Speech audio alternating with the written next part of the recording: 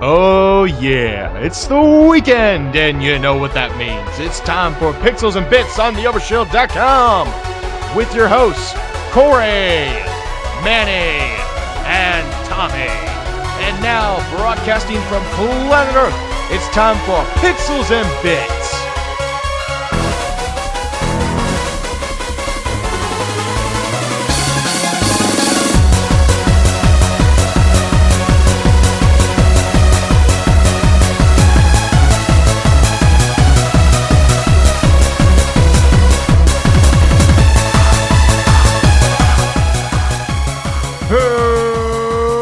Welcome to Pixels and Bits on the Overshield.com. My name is Corey. Hi, welcome to episode 74 of Pixels and Bits. I am your host as always, Corey, and I'm joined with my co-hosts Manny and Tommy. Say hi, guys. Hello, Internet.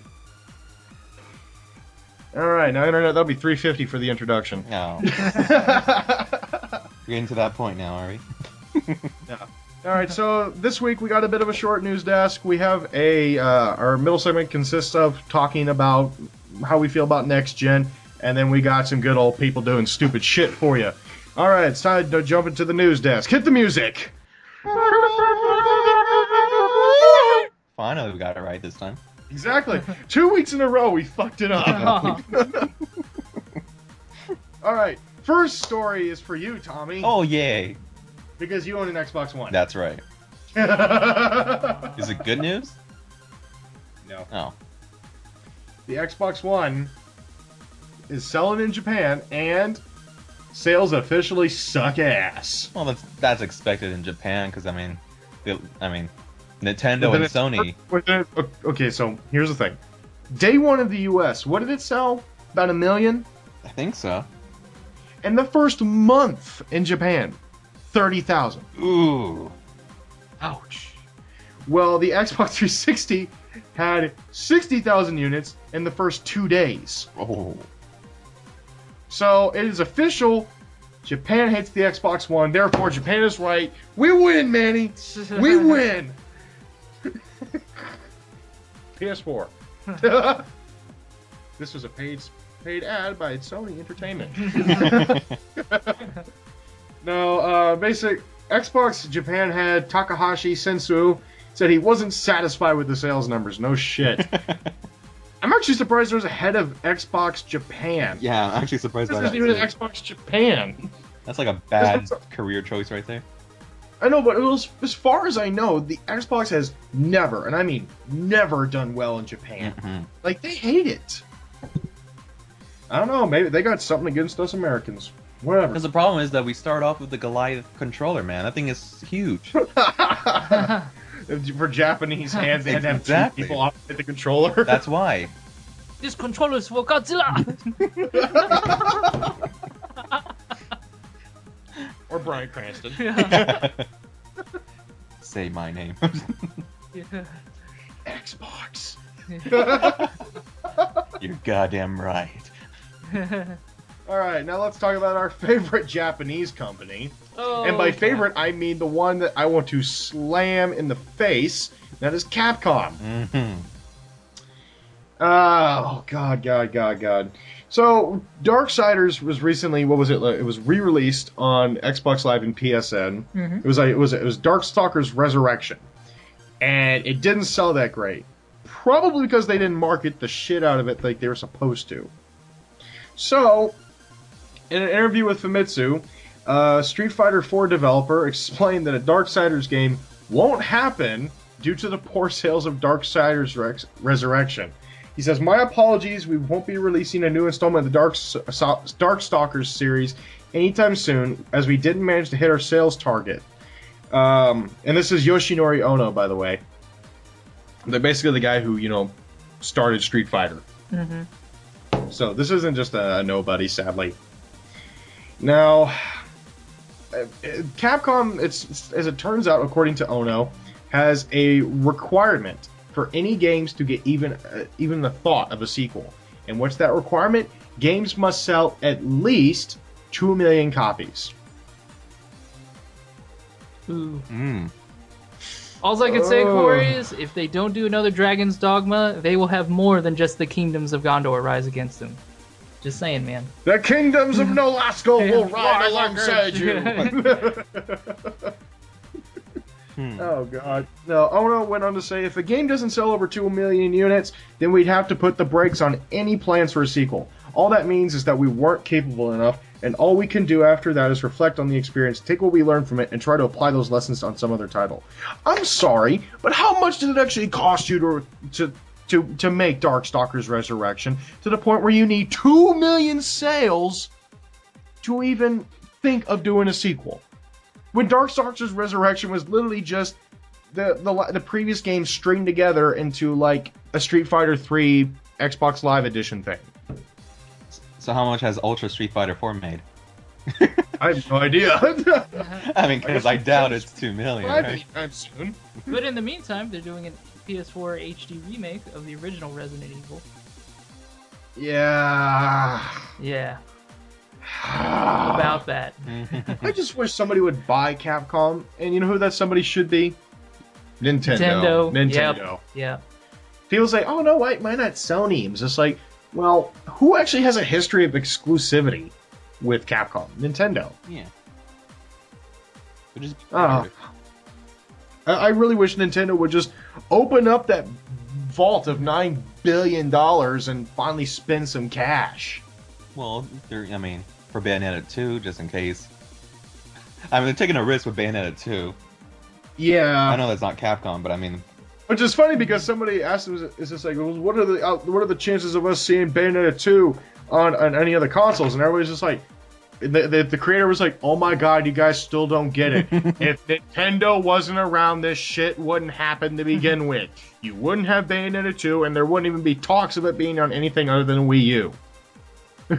And I'm gonna play it. But you know what? If Nintendo was smart, they would port it, but they won't. Oh, no, absolutely not. There's never been a Nintendo game on anything other than the Nintendo platform. Exactly. Yeah, that, and I really wish Capcom went back to some of their original IPs, like even the Onimusha series. Or the Chrono series. Yeah, exactly. Come on, Capcom. Or the Sword of Mana series. Yeah, yeah. Oh god, that was such a fun game. Exactly. Don't get us started. they have such a huge library of intellectual properties that they're just sitting their asses on. The fact we haven't had a Mega Man game since 2009 says something.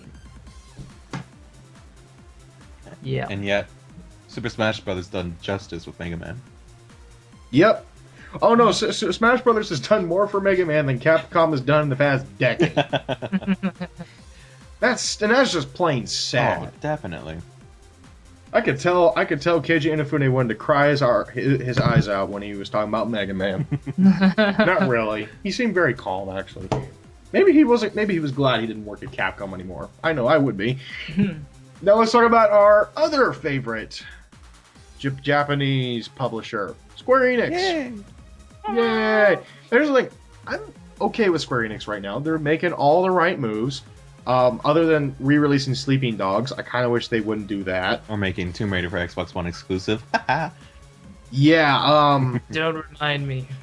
God, I'm happy about that, so I guess I win that category. Fuck you, Tommy. I'll send you videos. No, I mean, but hey, at least they're still making Kingdom Hearts 3 finally, and Final Fantasy 15 finally.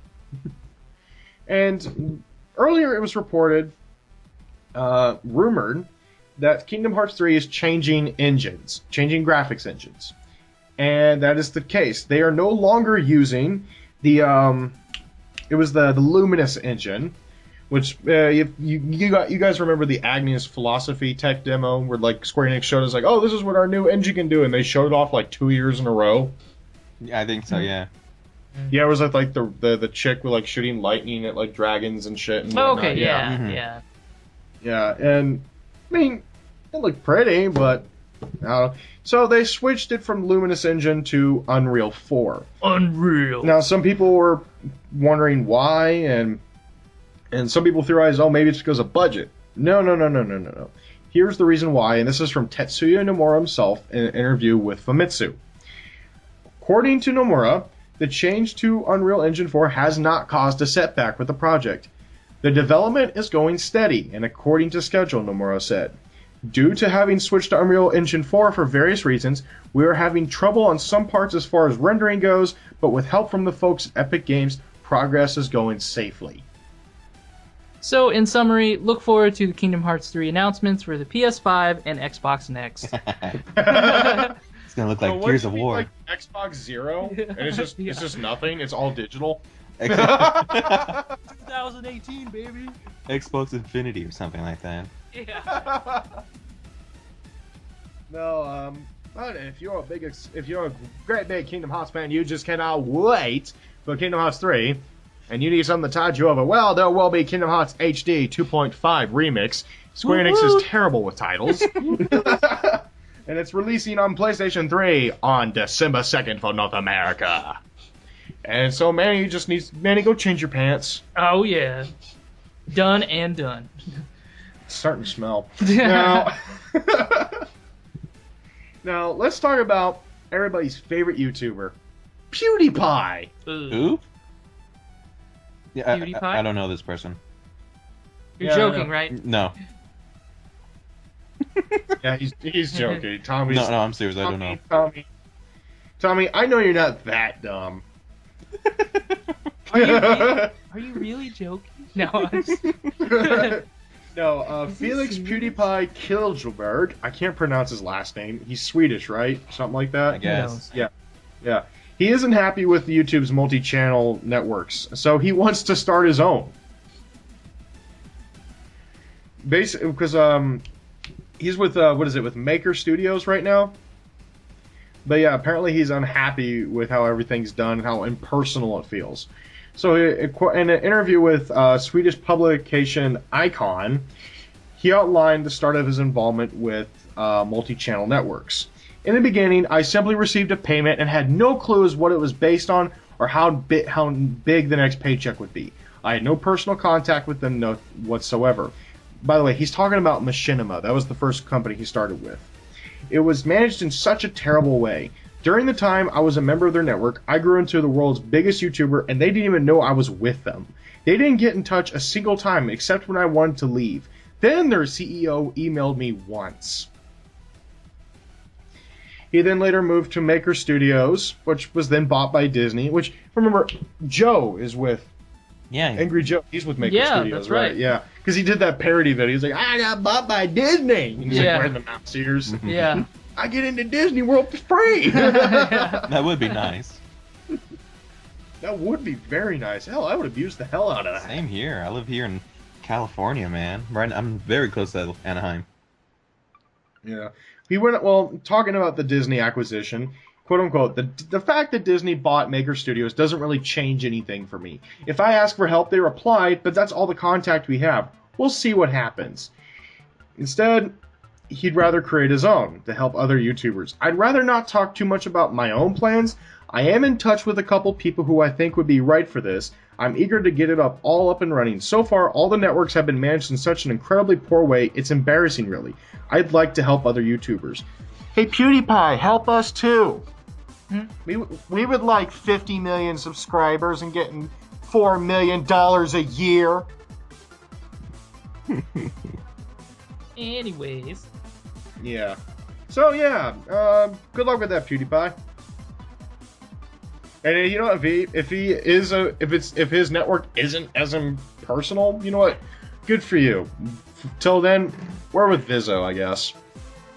Yeah, they're good. Yeah, they're all right. They don't take too much money. Brought to you by Vizzo. All right, so last actual game story. The last one's actually just for hilarity, but this one it regards everybody's favorite MMO, World of Warcraft. More specifically, Warlords of Draenor, which I am probably going to buy when this video is over. So, according excuse me. According to Blizzard's latest update, the expansion will roll out with 8 dungeons that will help players level and continue building gear at a level 100. The first 4 dungeons, designed primarily for players leveling to a 100, will feature 4 bosses apiece. That's a lot of bosses. Because typical dungeons, what, 2, 3 bosses? At least. I Yeah. don't play it, so I don't know. I don't know. Me and Manny are like the only MMO people, and you only played Final Fantasy. That's right. So really, I'm like the only MMO vet here. Well, not totally true. I did play Neverwinter Nights and Star Trek Online. As for real MMOs, I don't know. I thought for a second I thought you were going to say Neverending Story. Neverending Story, the MMO. Not bad of an idea. It was just I was that flying dog thing. yeah. That dog dragon who was like stoned out of his mind. I get to ride the stone giant that eats stones. Yeah. yeah, well, and then the level 100 dungeons have different boss counts. One has 4, one has 5, and one has 3, and one has 5. So yeah, that's all you need to know, I guess. I mean, there's a lot more here, but really, the fact that I just have 8 new dungeons instead of 5 or 6 makes me happy. Because, you know, variety. Now, the last story, and this is kind of a follow-up to our previous report a while back, and that is over Lindsay Lohan suing Grand Theft Auto 5. Oh god. Rockstar. I thought that was over. Oh, yeah. Here's the thing. She has filed a 67-page complaint. She actually wrote The that? fact that she can write more than 60... The fact she can write more than a page amazes me. Dude, no, of course, she hired someone to write There you this go. thing. The fact that she can afford someone to write 67 pages. Considering how broke she is after spending all that money on crack. Or cocaine, either one. Both. Yeah. Now, if you don't remember, Lindsay Lohan is suing Grand Theft Auto developer Rockstar because the person on the cover, like the beach babe with the piece holding the phone or whatever, she claims that's her. And then she even claims that the mission where you escort the celebrity is based on her. Ah! She's got to be in the tabloid some way or another. Originally, she had a 10-page complaint, and then replaced it with... How do you even come up with 67 pages of this much bullshit? I'm a good bullshitter myself when it comes to writing papers, but I couldn't do that. Hell, I don't know how I could do 10 pages. Corey, Jeez. if you want lots of money, you will find a way. Yeah. Corey, what are you talking about? You would hire me to do it for you. Or Andrew. I always seem to put everything on Andrew. And that's why he's finding himself now. That's why he's all fighting himself. I broke Andrew, folks. Yeah, I'm sorry. The fact that's even happening is sad. Oh well, Lindsay Lohan, you stupid bitch. Good luck. I'm not sorry about any of what I just said there. If anybody says, oh, you shouldn't say that. No, she's being stupid. Everybody can look at this and say, she dumb. Yeah. Okay. All right, Manny. I think that's the end of the news desk. Manny, take over. All right. So, middle segment this week. It's kind of been bugging me on my mind lately. In fact, I've been kind of messaging Corey about it.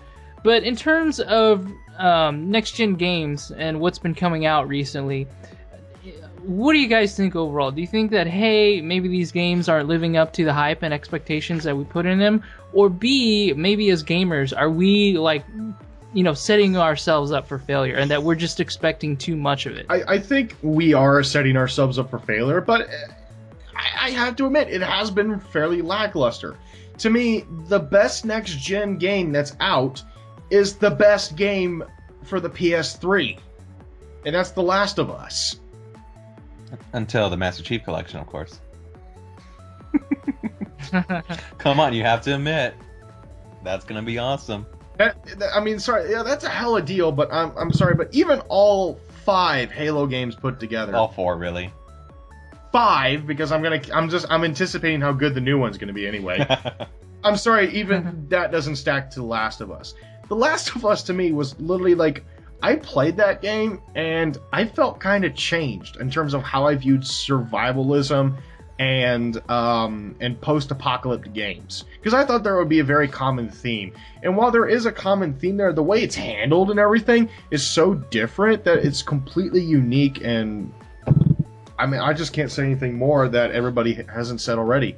And kind of what I'm referring to is there's Destiny for the PS4, which a lot of people were hyped, and then it came out, and then it's like It's fun to play. yeah, it's fun to play, but then people will find fault with it, and rightfully so. It feels soulless. And then all of a sudden now we're jumping on bandwagons of let's hate Destiny kind of thing, and I'm like, that's a bit extreme. No, I can't hate Destiny. Yeah. It's like I like Angry Joe's metaphor to it. It's like being a beaten wife, but you keep going back. I think Destiny is just fun to make fun of it. Like, we can all identify its flaws, but at the same time, we can all admit that the gameplay is perfect, the soundtrack is great, the graphics are beautiful. It's just it's just missing its soul. The story. Just no motivation to what I'm doing. A lot of it's rinse and repeat, and it's very poorly done. The programmers did a great job. To me, it was the producers who failed. The actual people who come up with the design concepts. Mm-hmm. And then to follow it up, I mean, you have Drive Club, which Corey and I have yet still to play. So it's not like we're giving it, negative vibes. But it's already. getting mixed reviews. Yeah, and we're really anticipating that PlayStation Plus demos, and that way we and can then get an idea. they delayed it. Yeah, which is kind of unfortunate. But I probably should. I forgot to report on that. Mm-hmm. Yeah, Drive Club PS Plus version, the PlayStation Plus subscription version, is delayed until they actually fix the Drive Club servers. But here's the thing: take in retrospect, look at Shadows of Mordor. There wasn't a whole lot of hype about it, not a lot of news, and then people play it, and they're like, "Wow, this is a really cool game." So that's why I beg the question. Is it that the games themselves are so bad, or is it that we're setting too high of expectation? It could be both if you think about it. I think. I think at this point, I think we're expecting every game to be like Skyrim, where we just get so much for our money, or we're wowed. What were you saying, Tommy? I think at this. I know that's okay, Corey. You're the boss. I understand. I'm sorry. I interrupted you. I'm sorry. I think when it comes down to it, it's like, how much is a game really? I mean, how much is $60 worth in a AAA game? Like, how much should we be entitled to? Like, I know people are upset about DLC being announced before the game is released because people complain, oh, the game's not complete. Right. If you're gonna announce a DLC before the game, it should have just been part of the game. Well, you can announce a DLC what you have plans, because I'm sure the game is in its final touches, and you want to start expanding upon that. That's fine. Some game companies do it right, and I mean, with Destiny, people feel like they got ripped off. For $60 for maybe a week's worth of campaign stories, I kind of want more. If that, yeah, depending how much you play. And the campaign's hardly there. It is, and I beat it.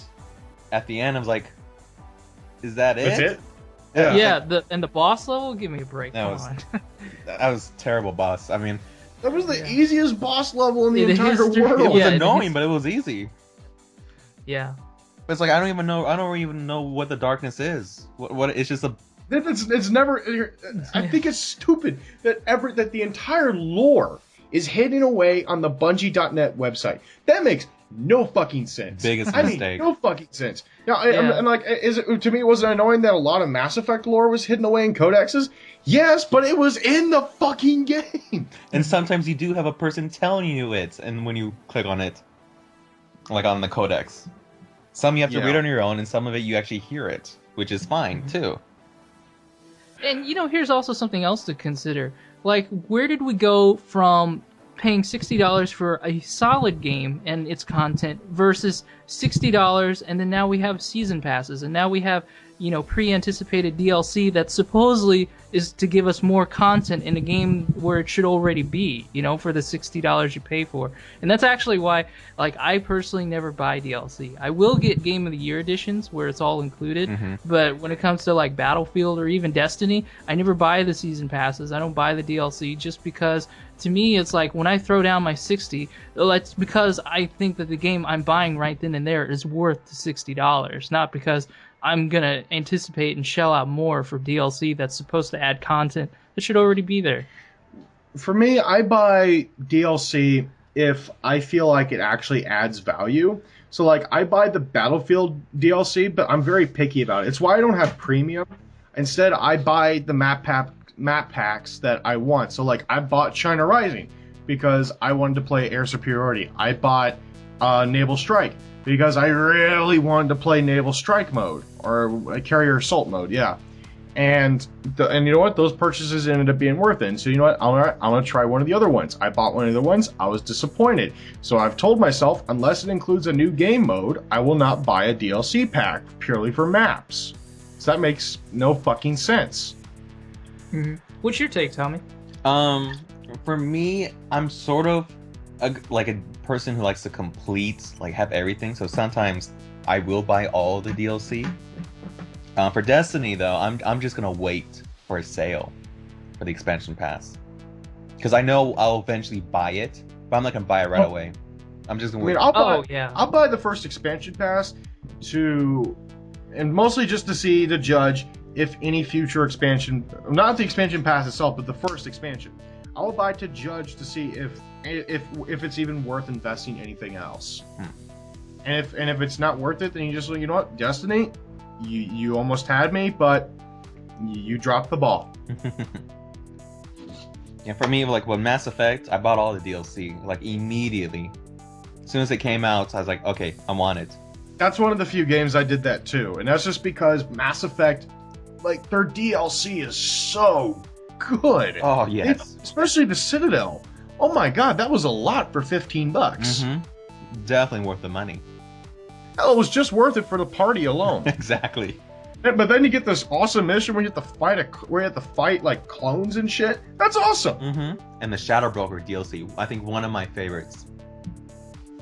That is a good one, which I like it I like how they actually reference it if you played it, and if you didn't play it, they don't bring it up ever again, and it just turns out Liara did the whole thing by herself. Yep. It's just like, fuck, I didn't need to do it with her to begin with. She could do it by herself. Yeah, so the next time I did that Shadow Broker boss fight, I just let Liara take care of it. I didn't fire a single shot. And you still won? Yeah. Oh, wow. It was on easy difficulty for it to even work, but yeah. Well, here's the thing. We've talked so much about PlayStation 4. Like, what about on the Xbox and Nintendo sides? Are there any next-gen games that you thought were worth it or big disappointments? Well, it's Destiny. It would be the next-gen thing, but... But for me, the Wii U, Wii U has been... it has been a disappointment. And this is because I don't feel like there's enough there already, and that's saying something for a console that's been out for 2 years already. I know. But I mean, now they're finally getting the games. And They're finally getting the games to it, but it just took them too fucking long. I really think they needed to wait a year, at least a year on the Wii U. I think a triple console launch would have benefited for them. Would have been very beneficial for them because they would have had all the hype for everything. Yeah. And like, yeah, I mean, everybody is like, oh yeah, like the PlayStation 4 got obviously more hype than the Xbox One, but they both sold equally at first. Yeah. At first, yeah. Which I don't know what the sales are at now. I haven't heard anything, but no, the way I don't even look at my Nintendo Wii U as a next gen machine. I just look at it as a Nintendo machine, and to me, that's sad. I mean, yes, like Nintendo is basically the Disney of video games, and they make they have the best library of games, period, of any sort of publisher, console maker, whatever. No one could argue that, and if you are arguing it, you are stupid. Well, here's a question for all you guys, especially for our audience who are folks who are waiting on their PS4s or Wii U's or Xbox Ones. Do you guys ever feel like purchasing the next gen consoles that it's a regret, like, man, I really shouldn't have done this, or more of a disappointment, like, hey, they kind of let me down with the release of the games? I've never felt regret for my PS4. And me neither. No, I definitely wouldn't say that. I would think more disappointment. Like I said, I'm disappointed. I don't regret that I bought it day one, because I got to play fun games like Battlefield's Infamous Second Son and The Last of Us, games of which I couldn't have played before. But It's just that there's just not enough. And I think also too, and I was talking to Corey about this earlier, what we're really missing in next gen games is we're looking for a title that really pushes your console to the limit and not just performance, but in creativity. Because for the 360, it was Gears of War to introduce, to show what the 360 was capable of.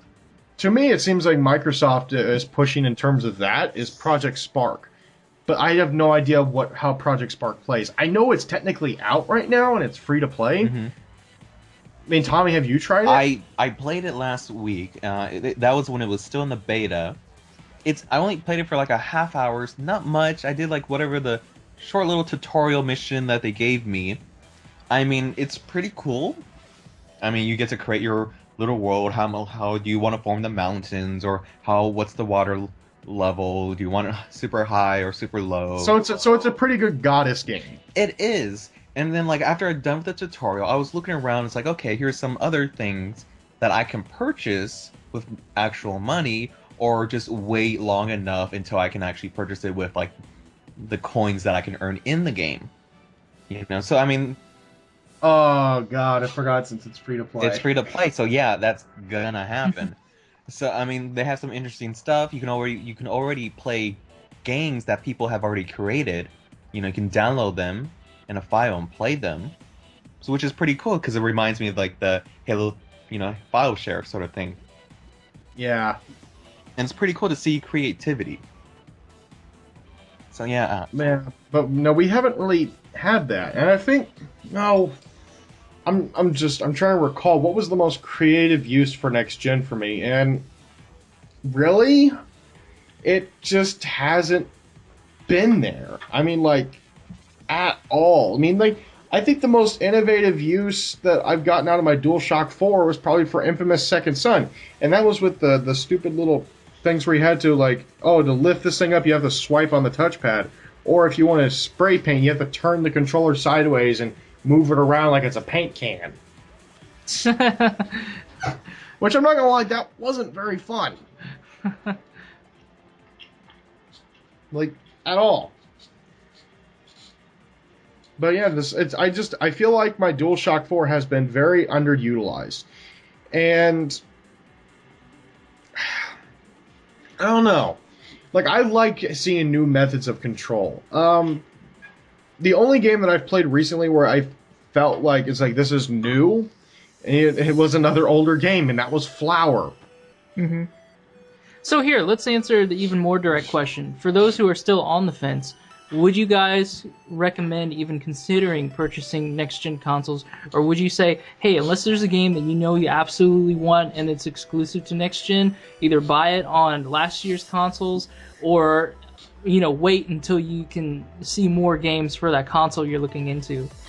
I say, and this is my official judgment, wait till after Christmas, and then everything starts coming out. Like, February forward looks great. Mm-hmm. I mean, great. Hell, February's got The Witcher. The fucking Witcher 3, man. That's like the next Skyrim, for Christ's sake. Yeah. And that's on next gen only. Yeah, because you're going to get Arkham Knight. There's going to be Final Fantasy 15, Kingdom Hearts 3. No, not Final Fantasy 15, Final Fantasy Type 0. Type 0. Well, 15 is still coming out for the next gen. There's Bloodborne. There's the Order 1886. There's two PlayStation exclusives coming out within a month of each other in February and March. Oh, I can't. The Xbox One will have its Tomb Raider and the Halo 5. I thought Tomb Raider's not coming out till fall of 2015. It's still coming out within the 2015 year. So even if you get it after Christmas, you still have something to look forward to the next holiday. You have a bunch of games to entertain.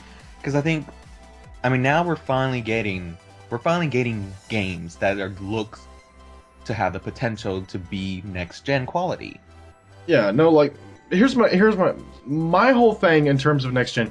I bought my next gen device because I wanted to play Battlefield 4 with 64 multiplayer. I wanted to experience Destiny on next gen. Battlefield 4 is what was what I expected. It's a Battlefield game. I like Battlefield. Destiny was a disappointment. it was a big disappointment for me in a lot of ways. It had It's fun. potential. It had lots of potential, but it fucked up. But to me, like the first game that we're finally getting that real to me really is gonna push, like, this is only possible on next gen, and I mean, like, even not just from a graphical standpoint, from a design standpoint, and that is The Witcher 3. All right, yeah, I agree. Yeah, because I can't think of any other one that's even along those lines. So I'm telling, so don't buy a console for Christmas. They're going to be expensive and they're going to be sold out. You probably won't be able to get your hands on one. Wait till after Christmas, see if there's a sale or whatever, or people having regret for getting one for Christmas or whatever, or something like that. Get one for cheaper, and then buy The Witcher. You will not regret it. Or if you can get a steal on Black Friday bundles. Every now and then you'll see those. I mean, like, and people might say, it's like, how do you know The Witcher 3 is going to be a great game? It's it's one of those things that you just, like, you know in your gut. It's just like, this is gonna be good. That's what I thought Destiny It's would like be. it's like when you saw the Dark Knight, the trailers for the Dark Knight, and you're like, that's gonna be awesome. That's how I feel like The Witcher 3 is right now. And after seeing probably over 3 hours of gameplay footage, I am hugely convinced. I mean, to me, The Witcher 3 is everything we've been waiting for next gen in terms of design. As an RPG, as an open world RPG. It's basically going to reinvent Skyrim, which, that's a huge thing.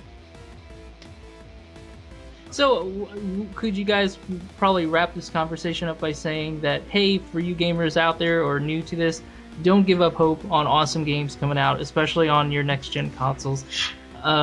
If anything, there is stuff to be had here. It's just a matter of timing It's just waiting. and what you're looking for. I mean, yeah, there's not everything. There's everything's not to everybody's taste, but like things are coming. For example, PS4. We're finally getting driving games in the form of Drive Club and Project Cars. Mm-hmm. And Xbox is finally getting its Halo game. Yeah. I mean, literally the only major marquee exclusive that's been out in the past year for Xbox has been Forza. Yeah. Oh wait, what about that one something Sunshine game that's Oh, exclusive Sunset to Overdrive? Xbox? Oh, yeah. Yeah, Sunset Overdrive. I'm going to be getting And that somebody one. might say Titanfall, but here's the thing: does anybody really still play Titanfall? My brother does every now and then, but it's not that much.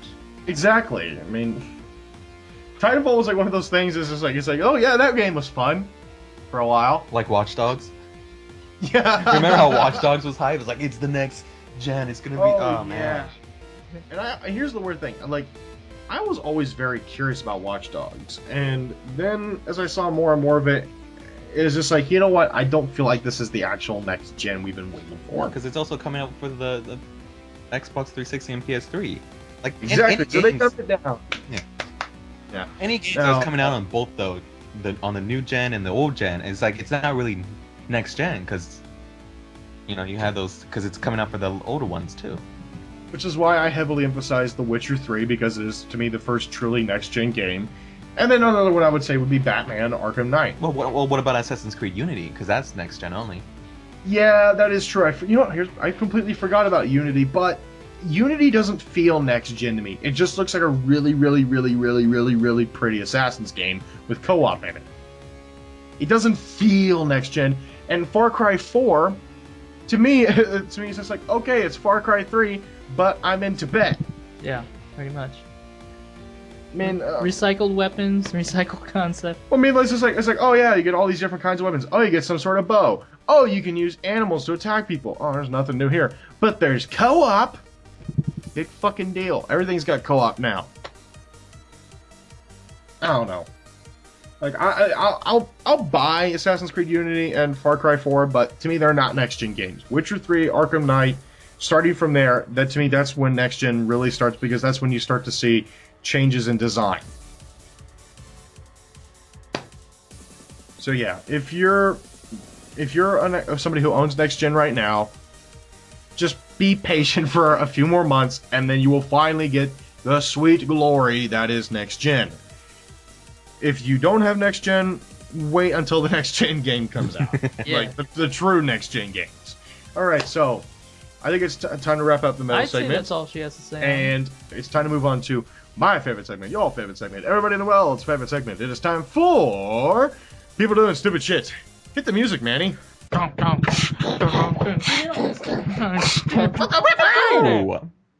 All right. So now everyone knows that ICEs, they're bad. They're bad people. They're very bad. Very people. bad people. Is. Yeah, is. That's what we should be calling them, because when I think of ISIS, I think of Archer. Yeah, is. It's what it is. It explains everything. It is. It's like in my mind, it's like ISIS is bad, but come on, Archer, he's funny. I mean, sure, he's done some bad things, but I don't think he's that bad. Oh, you're not talking about Archer. Okay. Let's call him is. And therefore, we've been taking them less seriously, and they'll be upset. It's like, but we're dangerous people. Oh, is. They don't even sound threatening if we call them is. But we will chop off more heads. Oh, whatever. Bad is. Bad. Bad. You is not. So is gonna come out first doing next something week. today. Well, anyways, about ISIS. I guess a drone captured one of their members having sex with a donkey. This is new. This is. These are the perks of joining Is. Yes. Donkey sex. Sorry, this shit was being reported from Al Qaeda. This was like, this is new. It's just funny. It's like, I mean, obviously, I don't know. It's definitely wrong here in the U.S. Very taboo sort of thing. No one likes this. But it's just funny to see your enemy doing. I'm sorry, but fucking an ass is a wrong thing to begin with. Bestiality. Yeah, tell that to Belle.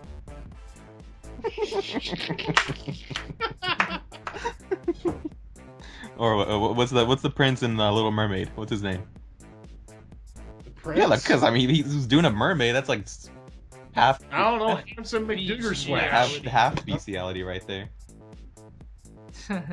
You're doing it with a fish. Is a gay fish? No. He's sleeping with the fishes. He's dead, man. Merfishes.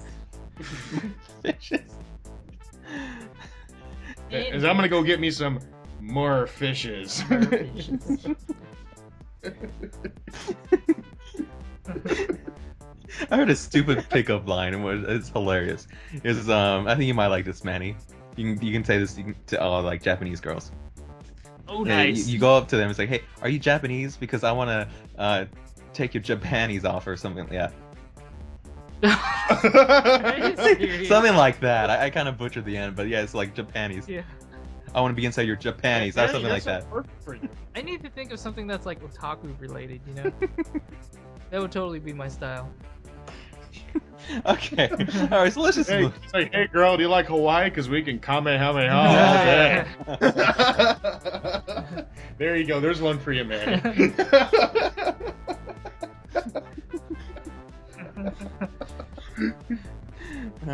Okay, so let's move on to what scientists have decided to spend our tax money on.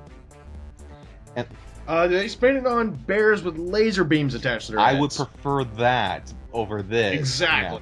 That would be the best way to combat Russians. Yeah. Anyways, they don't know what to do because friendlies are bears to them. anyway, scientists has done a research to basically research to wonder why nobody puts cheddar on pizza. I put cheddar on pizza. Really, cheddar? Yeah. Well, anyways, they done a study on why you shouldn't put cheddar on pizza, because this is what happens. The water molecules contained in the cheese on top of the pizza, all those little H2Os trapped between the proteins and the fat, they heat up. In fairly short order, the water begins to boil. Then, when that happens, the water becomes steam. As everyone knows that. But in the steam is trapped in the cheese inside all that protein and fat, so it can't evaporate into the surrounding air. Instead, it pushes against the surface of the cheese, and the cheese turns and starts to bubble. And that's what happens with cheddar. That's bubbly cheese. That's a lot of science. It was a lot of science, you know. Exactly. Yeah. But I know, nerd right moment. You lost me at bubbles. That's at the very end. I understood everything but the bubbles at the end. Yeah. Yeah, I understood everything with the last part. Could you Yeah. repeat it all again?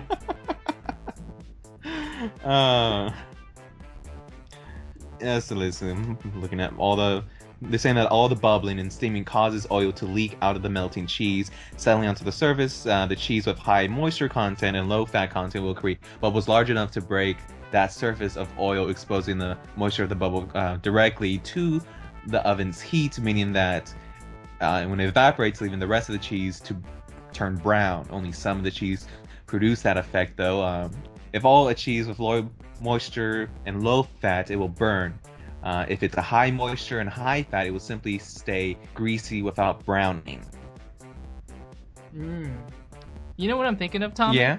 I'm thinking of a pizza with bagel bites on it, with pizza rolls on top of the bagel bites, all baked in together. So it's like, what's his name? Exhibit. He's like, "Yo, dog, I heard you like pizza on your pizza, cooked in with your pizza."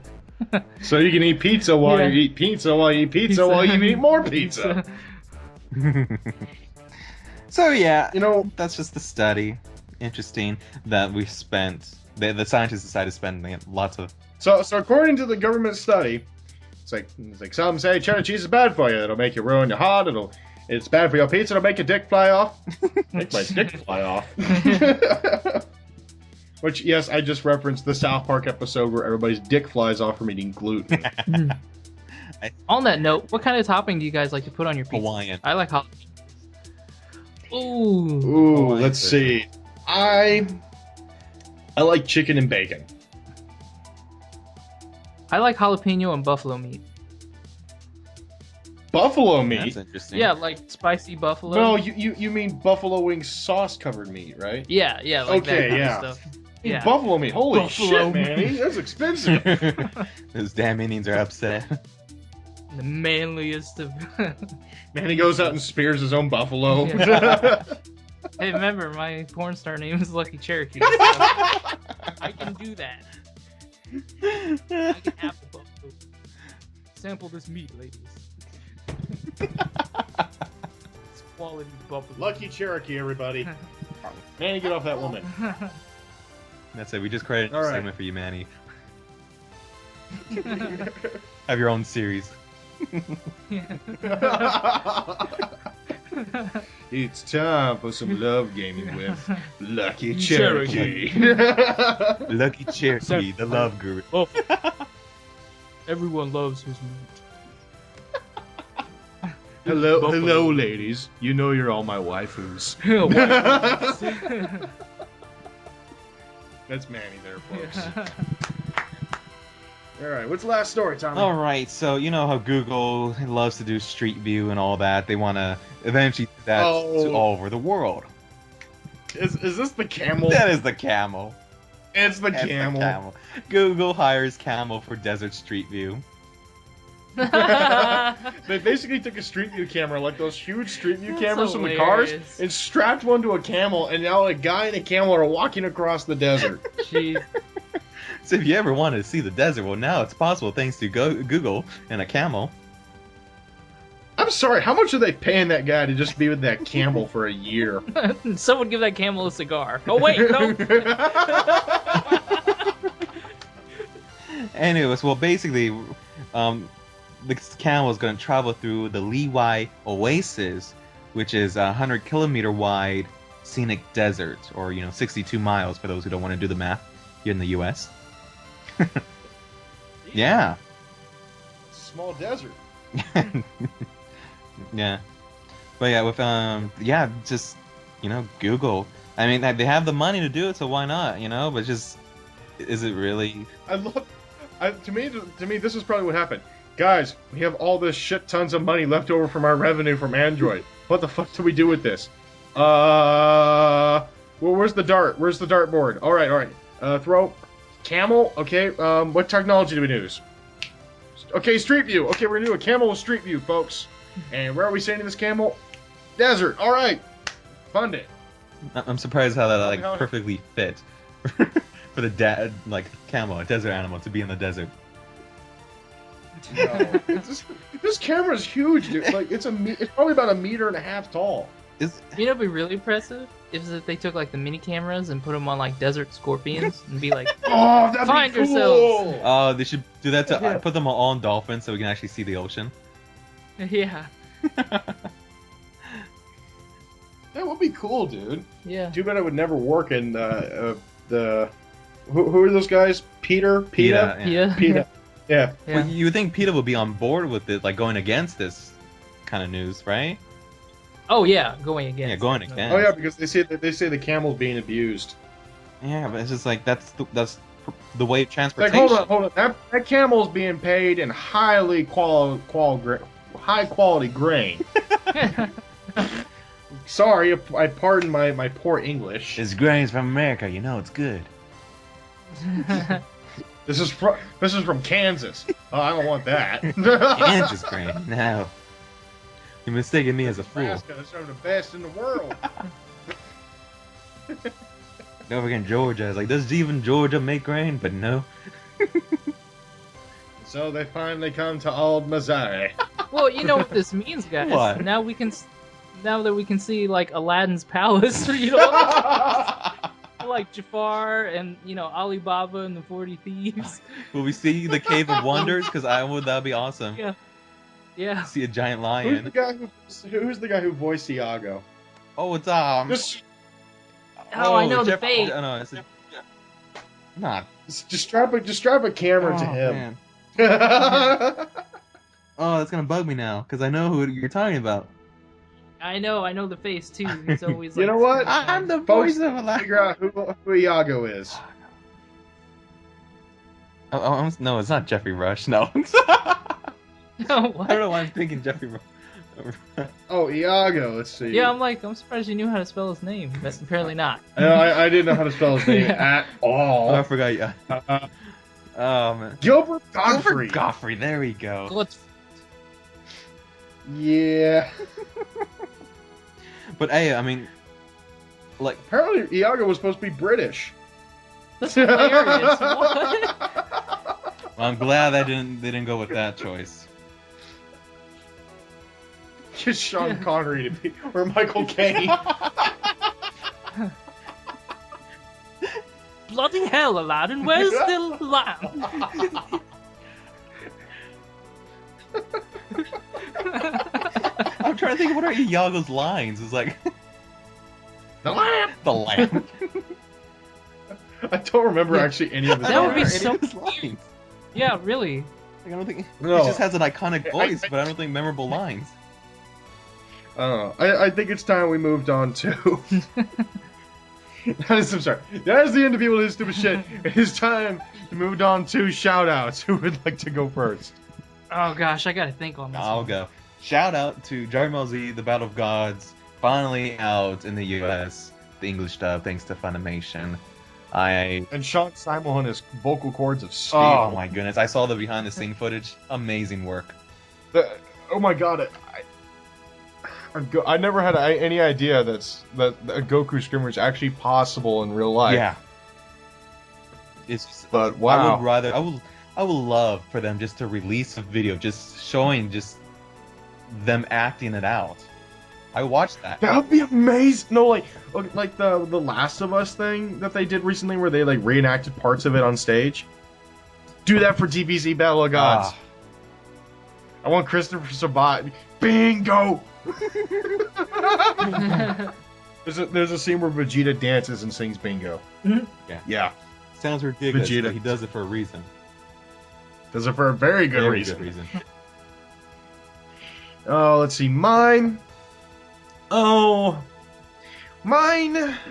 had no idea. I mean, I'm gonna say John Oliver because he's entertained me a lot recently. Oh yeah. Especially with showing how shitty our own police department is. Thank you, John Oliver. He had a video recently on civil forfeiture, and one of the police departments one of the police departments that was featured was the Columbia, Missouri Police Department. Nice. Yeah, it shows how fucking stupid our police are, or incompetent. Yeah. But John Oliver, I find you hilariously entertaining, and please keep doing what you're doing because you are God, and Bill Maher is shit. Well, comparatively, yes. I don't know. If I offended any Bill Maher fans, I'm not sorry. I don't like the man. Whatever. Manny. Oh man, I had to really think on this one. I guess my shout out would have to go to Gunpla, the Gundam models. Like that's kind of something of a hobby that I've taken up recently that I stopped doing like in middle school, and then recently I'm like, this is actually kind of fun again. Manny has traded in watching anime for building anime robots. No, I traded in playing a huge chunk of video games to building robots. So this is what happens when you watch robotics notes, folks. Yeah. Folks. Yeah. So yeah, shout out to Gunpla, because holy cow. Goompa? No, Yeah, Gunpla. Goomba. Gunpla. Gunpla. Dude, Excuse I didn't me. realize this. Apparently, Gunpla is so popular in the Philippines, the country where I'm from, that like even the government endorses it. I'm like, holy shit. Damn. Son. Yeah. I wonder if they got a Gundam where it's like the Filipino flag all over it. Dude, I would be surprised if they had a Gundam that moves and we just don't know about it. Oh, they do. It's called the wooden version of the Gundam Cafe's robot.